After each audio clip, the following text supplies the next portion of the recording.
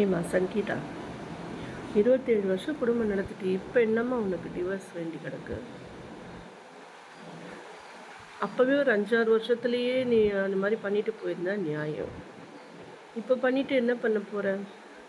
அவரே வேணான்னாலும் நான் எதுக்கு உன்னை டிவோர்ஸ் பண்ணணும்? கண்ட பொறுக்கி பொம்பளைங்களுக்காக, கண்டவளுக்காக நான் வாழ்ந்து தான் ஆவேன். நான் குடும்பத்தில் இருக்கேன். என் அம்மா அப்பா கௌரவம், என் மாமனார் மாமியார் கௌரவம் வேணும்.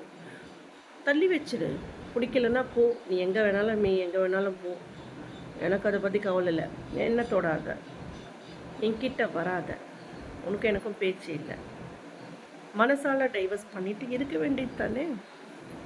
மாமனார் மாமியாரும் அந்த விஜயும் சேர்ந்துக்கிட்டு உங்களை வந்து தப்பாக பேசி கொடுமை பண்ணால் பரவாயில்ல. அப்படிலாம் நடக்கிறவங்களே இன்ன வரைக்கும் போராடிட்டு தான் இருக்காங்க.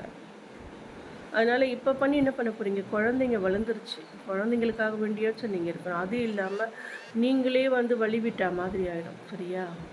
வேண்டாம். அது நீங்களும் ஒரு ரசிகையாக இருந்து ஆசைப்பட்டு தானே கல்யாணம் பண்ணிட்டு வந்தீங்க. இந்த மாதிரி இருக்கும்னு உங்களுக்கு தெரியும்ல. ஏன்னா உத்தம புத்திரனுங்களா சினிமாவில் இருக்கிறவங்க எல்லாரும் யாரும் கிடையாது. அதனால அது பாருங்க, ரஜினி ஐயாலாம் பார்த்தீங்கன்னா மேடையிலே சொல்லியிருக்காரு, என் மனைவி நான் ரொம்ப கெட்டவன், ஆனால் என் மனைவி என்னை எவ்வளோ சகிச்சுக்கிட்டாங்க.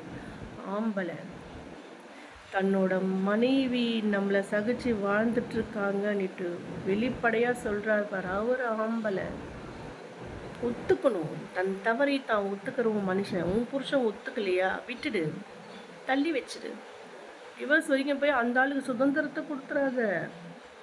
நாளைக்கு ரொம்ப ஃபீல் பண்ணுவேன். சரிங்க, நான் இன்னைக்கு ஒரு பாட்டு பாடுறேன்.